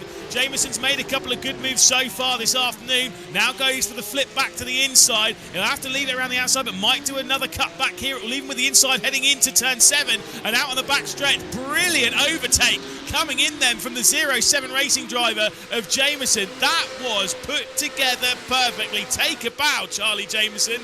Brilliant move. Get that in the highlight reel, Charlie. You deserve to do that. Get yourself a show reel. Get that at the very top centre of that highlight reel. Sensational move there. Set it up multiple corners beforehand. Absolutely brilliant. I love that. It's the innocence of youth, isn't it? There's just no sort of fear. Just away he goes. But also, there's a thing with those cutback moves, right? You're on the outside, you're going into a corner. It's so easy to think, right, I'm going to try and stick it around the outside and hold it here. That's what drivers like you or I would do, and mistakenly so. Because in that scenario, going to the outside is high risk. Dropping back and going for the up and under, especially when you know it's two right-handers that follow each other, you're almost guaranteed to be on the inside in a corner where you can make that overtake. Was brilliantly put together. This is a bit further up the field as we're seeing the cars navigating their way through the staircase. I think might be a bit further down actually, as they try and work their way through. Might well be Kane versus Rattray White versus Allen and Deeth as well. He's a little bit further behind, but they're all behind Damon Woods. Yeah, we're saying the battle for second place, but it's Damon Woods, Kane, Rattray White and Hugo Allen. And I will say auto moves, it's been great to see them up there in this field, fighting with Falcon Sim Racing and getting involved at the front of this one and looking to get both of their drivers into qualification for the Porsche Esports Supercup coming on later this year. And yeah, it's been great to see Kane and Allen getting stuck in, and look at that, Hugo Allen giving a little bit of the Sim Racers lean, not full commitment to the Sim Racers lean there. Yeah, not the full Marc Marquez. Not yet, anyway, through the centre chicane. Hugo Allen obviously had that podium to open up the season back in Fuji for the Automoves racing team, and could be staring down the barrel of yet another podium if things go his way during this race. Still 21 minutes to unfold. And as much as I was saying back in Barcelona, right, where we were, obviously that was a bit later on in the race as well, in the final 10 minutes or so, where drivers at this level, they don't tend to make mistakes by themselves, and once those gaps have sort of settled, everything's pretty well relaxed. This is not that track. This is a circuit where even the very, very best in sim racing can bite off more than they can chew, because at any moment you can overcommit into a corner. And Anandan is another one who's had a bit of a moment, and he must have spun round going into the corner and smacked the engine in the rear right into that wall going into turn 7. Yeah, that's the mechanical warning flag for him, so that's day done for Anandan. Unfortunately, been a challenging season, I think, is character building. That's the word. Oh, he got tagged from behind, and hold your brakes, please, when you're in that situation. Don't let the car roll back onto the track in front of everyone. Oh, you and Connery Maddock would be all over that one, screaming about rejoins, and I completely agree. I'll tell you one thing though around this track that you won't hear me talking about: track limits. Because the walls dictate the track limits around here. But, I mean, turn one, you down at the centre S, you can kind of abuse a little bit, but no, you're absolutely right. That's the joy of street circuit racing, isn't it? And actually, one thing, I've done my fair share of sim racing across various platforms. It's the one thing in iRacing I actually do love more than pretty much anything. It's street circuit racing. Racing at Long Beach, racing at Belle Isle, racing around here. Some people hate it, and I don't care. You're wrong. I'd be one of those. You hate it. I love it. Never got on with street circuits. The way I see it is that it is so punishing if you make a mistake and clip the barrier. And this thing is, I've raced again, not to talk of any other platform, but on some of those you can bounce off the walls and it's fine. In this, if you hit the wall, I mean, you might get lucky, but as you would have in a real car, if you hit the wall, your day's pretty much done. And that's how it should be. And that's why I actually do genuinely love street circuit racing here on iRacing, because if you hit the wall, you're in for some bad news. Yeah, I've got bad news for you. Well, you keep on hearing what appears to be sort of like clipping of the walls. They are just getting within millimetres of these walls, and unfortunately it's just triggering. The sim is thinking that they're getting that close, it's just triggering the noise of them scraping, but they are just, and I mean just, keeping it out the walls here. They are pushing the thresholds of these Porsche 911 992.2 Cup cars to give them their full title. Oh, goodness me. No longer the GT3 Cup car. It's Christian and name as well, and family name. Goodness, go with the whole shebang. Respect it. You're absolutely right. They are pushing the limit to the nth degree and getting as close to the wall. I'm sure there are a couple of scrapes here and there. A scrape you can get away with, it's a bang that you can't. And Damon Woods is scraping the barrier whilst trying to keep Xavier Kane and Zach Rattray-White and Hugo Allen at bay. Bit too much curb there from Xavier Kane. Zachary Rattray-White might be close enough for something here on the run down Bartels Road. Rattray-White, though, I think is wanting to get himself some solid points, as we saw in the championship standings, on the outside looking in and wanting to get those solid points, get himself back onto a firm footing to get into that top 8. With it being so close, from 3rd all the way down to 12th, 13th places in the championship, it's even just a single point gained will be worth so much. Especially if you've got a rival in the championship that you're overtaking, it's effectively a 2-point swing at that point. So you've got to take things like that into account. So we're seeing a little bit of that more desperate. Well, I wouldn't say desperate, because it's not quite the last round of the championship yet, but we're seeing a bit more enthusiastic attempts at moves and people thinking, look, I've got to start making some moves and get forward here.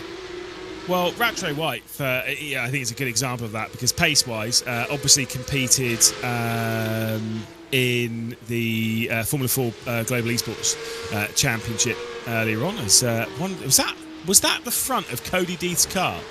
It was just over the curb. Don't worry, it's fine. I thought it got flung off, but no, it's okay. Took part in the Formula 4 Esports Global Championship, and showed some good speed at various points in that championship. Obviously, it is one of the highest level championships here on iRacing. A fantastic victory from Henry Moore in that championship, as well as winning the British Formula 4 Esports Championship twice. And Rattray-White started the season with a 19th place back in Fuji. Didn't race last time at Suzuka either. So effectively, it's about getting the season started now. And sure, a 5th place won't be good enough to move you above the cut line yet. But if you get 3 5th place finishes to end the season, between here and then Okayama and Phillip Island to round out the calendar, suddenly I think those results would be good enough on this field to put you above that cut line and be in the top 8.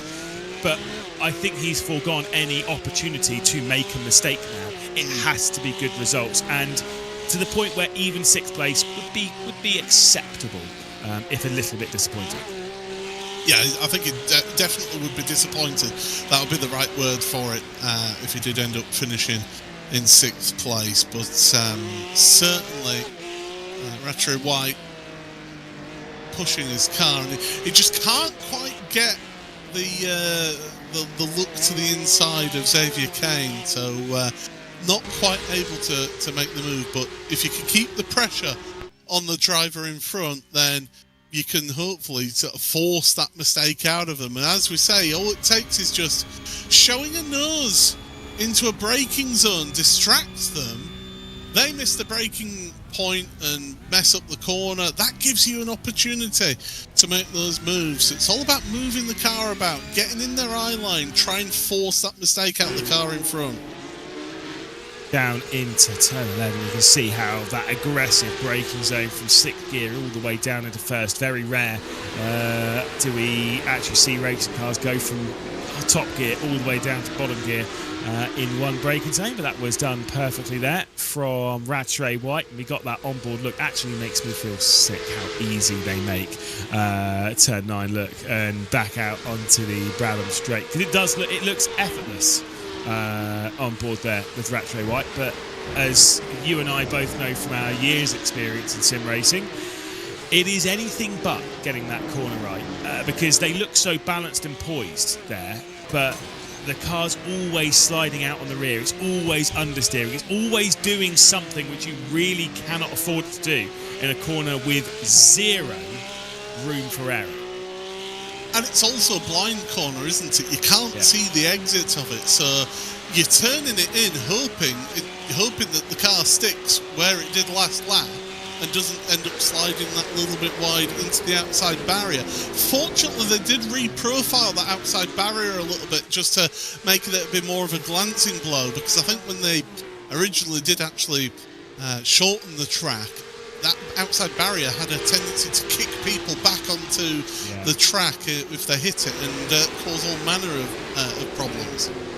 We've seen some pretty big hits into that barrier. I remember when I first started watching Supercars back in 2014, first year of the Volvo. 13. Was it 13 the first year of the Volvo? No, it was 14. 13 was the first year. Was 13 the first year of the Volvo? Yeah. Oh, I can't remember. I saw them at Melbourne in 2014. Yeah, see, I think it was someone was going to tell us in the comments that I'm pretty sure it was 13 was McLaughlin's first year, and then because that was in the Holden, the second year he did, it was then in the Volvo. I just remember James Courtney in the Holden Commodore absolutely slamming the outside wall of turn 9, and then went on to go and win on Sunday. So it all ends well. If you just keep yourself with that racing mentality. As I'm sure you're looking up now when the Volvo started. I can see you looking down, scanning through. Do you want to know something? Please tell me I'm right. Its debut event, the Adelaide 500, 2014. I'm good. And it was the second race there, which was the infamous battle between McLaughlin and Whincup. Velasquez almost into the rear end in the braking zone of Setters. That was very fine margins. Oh, that is clipped the tyre wall. Fortunately, it's a tyre wall there, so you can get away with it a little bit on the exit of that left-hander. But yeah, Velasquez not having fun there. He's missed the apex kind of at the final corner as well, named after a famous Australian lager. Other alcohols are available. And yeah, Velasquez just looking a little bit out of sorts then. This lap that we happened to go on board with him. So it's not curse of the commentator, it's curse of the producer, I think, this time. There's no curses of nothing. Don't get me on this train. I have got the strongest strain of curse of the commentator in the whole of sim racing. It doesn't exist, don't worry. I set you off a little bit back in Barcelona, and I teed that up. I felt I teed that up pretty well. You're close to setting me off here, Paul. The whole commentator stuff. I always say that it's a driver's excuse to blame something that wasn't them for an incident that was probably their fault. So might as well throw it our way, but definitely not our fault. Damon Woods remains in third position. Xavier Kane and Rattray Smith behind with Hugo Allen. They've got in sixth. The four-car fight that remains for this, but look at how much they slam that curb going through the centre chicane, and they've been doing that for 20 minutes. They've got 10 minutes left to go, and still I cannot believe they smacked that curb that hard, because it always tells me, how can you keep any control of the car when you're smashing that curb that hard at the centre chicane? Yeah, I mean, the thing is, I don't think he'd get away with it if it was the full metal racing, because you'd want to have an element of preservation of the suspension, because at some point you are going to blow out the top mount of your dampers, or bend a wishbone or something like that. So yeah, definitely going to be intriguing. I have seen, by the way, in the Twitch chat, we've got a big fan club. Honest. Have we? Well, it's one person and they've not said something very positive about us. So big fan club. Big hello, person who loves us. No, on your point there in the centre chicane, I was actually talking to Abby Pulling a few weeks ago. She's obviously racing in GB3. She's also a simulator driver for a team in Formula E. And she was saying that, well, we'll come back to that in a second, because here comes a bit of a move to the inside. The 22 Parainen once again trying to work his way back up the order, and we'll get past Brady there and up at the 19th position. But yeah, she was saying there's some drivers. Colin Sport was another one of the drivers who is a simulator driver for that team, or used to be a simulator driver for that team. He's a sim racer who's then come in and done the sim driving. She's a real driver that then does also the sim driving. And she said she was a couple of tenths off, but she drives the car like a normal car. And this is the thing, is like understanding the difference and the how and the when and the why. And obviously with prizes of driving real cars and such, you kind of have to have that sim racing side where you can push to the nth degree, but also understand the absolute limit of a race car and how and when not to attack a curb such as that. Yeah, it's preservation of your motor vehicle, keeping it in as good a condition as possible, because at the end of the day, you don't have a repair bill here. You're doing in full metal racing, and your team will have a very dim view of you if you keep on repeating that same thing of damaging your suspension on the same bump and the same curb that they keep on saying, don't attack the curbs. And what do you do? Oh, attack the wall, Byron Pierce! And that's exactly what we were talking about earlier there, Lewis, about that corner. Yeah. And that is toast, unfortunately, for Byron Pierce, who was obviously spun round earlier on in the day when Schwaker was making a move down at the final corner and slammed into the barrier, spun round, and there's another hit, a heavy one into the barrier. Do you know what? I am surprised. That is the first major casualty that we've seen at turn 9, which is actually, again, shows the high quality of this field, how, drivers are getting as close as they're getting to that wall without slamming into it, and that is easier said than done. Yeah, it's so difficult, and the precision that you've got to show in a series like this, where again we're talking about small margins between drivers. You've got to have that precision, and if you are, say, caught up right behind somebody else, you've got to take into account that you've got a little bit of aero wash off the car in front, so you've got to compensate for that. But what happens if you then turn in a little bit earlier than the other car? Suddenly a little bit the front of your car gets some nice clean air, it grips up a little bit, you clip that inside wall, and you're in the outside wall before you know it. So it's doing those mental calculations at 130, 140 miles an hour is what sets these drivers apart from, the idiots who are in the commentary box talking about it. And this is the thing, right, is that you or I, we could follow a car through there by basically slowing down that little bit more, lifting out of it, and basically taking the corner a little bit slower, just trying to keep in the race. At this level, you kind of can't do that. You have to still be fully committed and just understand what the car is going to do, because if you're lifting off, well, the guy behind you isn't. And I promise you that coming down here into the hairpin at turn 11, you will be passed. There is no other way about it. You are going to get overtaken. You certainly are. two drivers that are not in any danger of being overtaken is our current leaders, because they are in a world of their own. I mean, Dane Warren, look at the front of his car. He is missing. Oh no, it's fine. See, he's done that to me now. He's getting you. He's getting you. That got me earlier. But no, we're all good. He is running all. But Dane Warren and Cooper Webster again showing the quality that they have there at the front of the field. And I mean, your leader has got, what's that, 11 and a half seconds between them and third place Damon Woods. It's another world, isn't it? And let's just be clear here. Damon Woods is not a slow driver at all. His 11k rating is Damon Woods. As I said, I've commentated on a whole host of things. Commentated on the Nürburgring Langstrecken series, and some high-level esports that he has been able to partake over his sim racing career. And I'm sure maybe at this point he sat there thinking, right, I just need to be the top 8. I'm not going to push 110%. At the start of the race, he would have been throwing the car around, and they were still able to build quite an impressive gap. It is mind-boggling that a driver that is as fast as Damon Woods has been, as relatively speaking, I think even he might agree with us when it comes to this terminology, as outclassed as he has been by Dane Warren and Cooper Webster at the moment. And sure, those teams do have a lot of resource to throw at this. Dura Esports, who back Falcon or who run the Falcon Sim Racing team, have a lot of spinning plates here. The Red Bull Sim Racing team, of course, with Verstappen Sim Racing and Commander, have a lot of people to throw at this. But still, that is mighty impressive.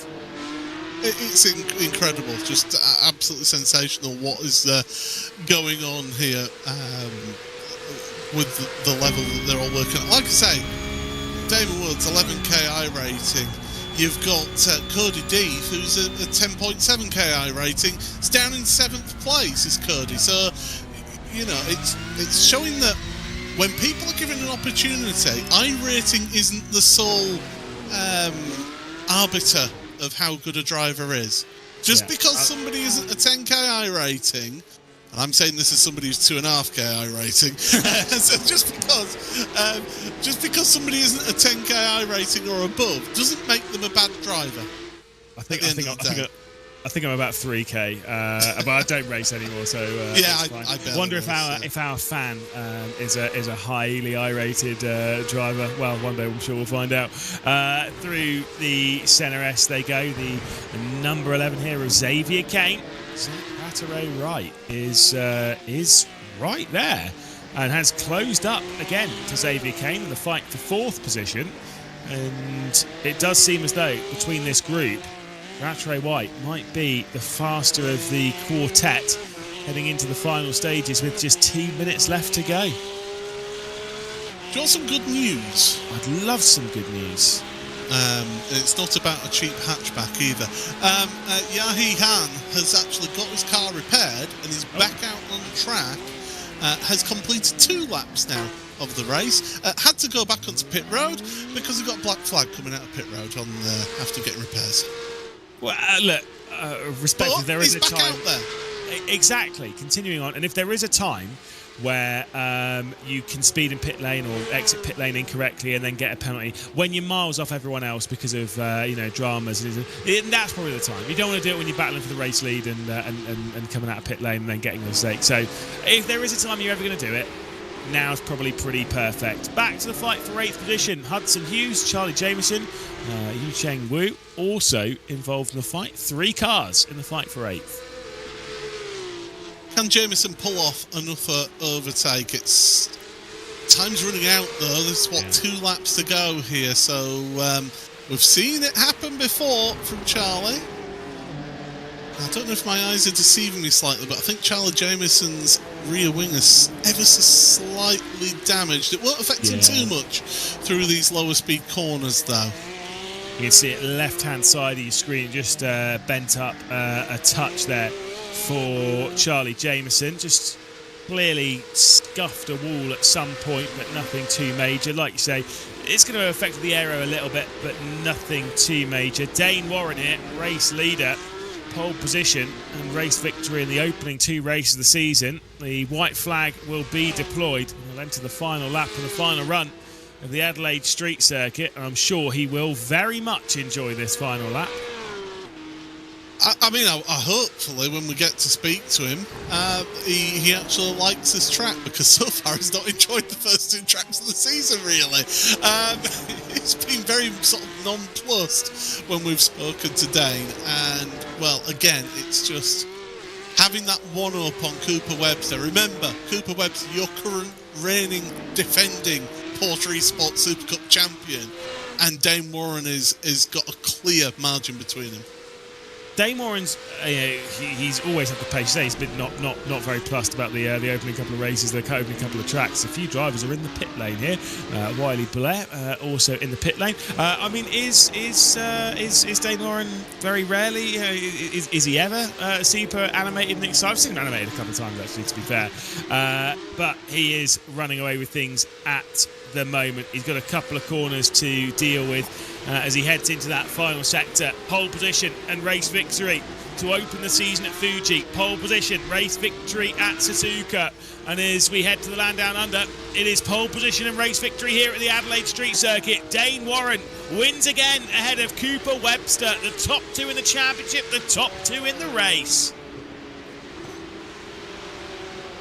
Again, just another level, aren't they? Absolutely another level, those 2 at the top of the field. But fair play to Damon Woods, getting another podium here, finishing 3rd place. Great stuff. And we've had great racing further down through the field as well. Charlie Jameson giving us some great stuff. There has been some brilliant racing. Charlie Jameson's probably been the highlight of all of that. But we head back to Clanchawi, 17th position at present, just having to deal with the final few corners to try and hang on to that. Obviously the field here very spread out around the Adelaide Street Circuit, and yet they still find each other around these points as into that final sector, slamming that curve on the right hand side into the braking zone. Such a difficult braking zone at the final corner. But I get the feeling that quite a few drivers have been well entertained with the battling they've been having here at Adelaide. And you know what? I've been well entertained as well. And, well, our Mobile 1 winning moment, Dane Warren soaking in that winning feeling. And it's been a perfect drive, hasn't it? To give him his plaudits. Obviously had pole position on an epic lap that we saw. The TDK pole lap that we were on board with has done brilliantly through the opening portion of the race to keep that race into the opening section, and didn't make a single mistake. The Trilix move of the race. Obviously we had Jameson in the fight. Watch this. Cut back once. Nah. Cut back twice again, straight back onto the inside, and Charlie Jameson shows what it takes to overtake around the streets of Adelaide. That was an epic move, and it took a few corners to get there. It certainly did. It was such a well thought move. Look at this. You stick the nose down the inside into Wakefield corner, holding it around the outside. Then, as you said, we'd be sticking it around the outside, but no, Charlie's thinking ahead. Get to the outside again, compromise the line of the car in front, they go over the curb, unsettle the car. Jameson dives down the inside. Beautiful stuff. Well-deserved Trilix move of the race. Here is our race results. Provisional, of course, Dane Warren victorious, Cooper Webster there in second, and Damon Woods on to the podium again this season. We saw great fights there between Xavier Kane and Zach Rattray-White, who was showing some good form after not participating in the previous round of the championship at Suzuka. Hugo Allen, Cody Deeth with Hudson Hughes, then Jameson and Wu, who was involved in that fight that we saw a little bit earlier on. We've got Zhang, we've got Velasquez, Setters, who was nearly involved in an incident late on in the race. Akazawa will finish in 14th alongside Shaw, who just didn't qualify well and didn't get involved in the mix. One of those drivers that is in contention at the top 8 with Tamai Kalchawi, then Parainen, and of course Brady and Blair in 20th position. The final runners, or those that were retiring anyway, we had Pierce, we had Anandan, we had Han, and we had Schweikart a little bit earlier on in the race. Now, Dane Warren, I believe, joins us in the commentary booth, and Paul Smith, you're going to talk to him. Yeah, Dane, this is becoming a weekly occurrence for us to chat away, but another pole position, another win, and another full points in the bank. That's pretty good going for the first 3 weeks. Yeah, pretty happy with that, I think. I was kind of driving a bit scared the whole time just because the turn 1-2 curbs are a bit hit or miss, but I think particularly in qualifying, my car was pretty quick, so I'm pretty happy. Yeah, I don't know what else to say. It's been going pretty well, so. I mean, yeah, you can't really ask for much more, but the difference of this track, of course, being from the very start, rather than it being a staggered grid, you've got your rival right alongside you with that supercar start style. I mean, does that maybe sort of change your approach into that turn 1 because you've not got that nice bit of an overlap that you normally would?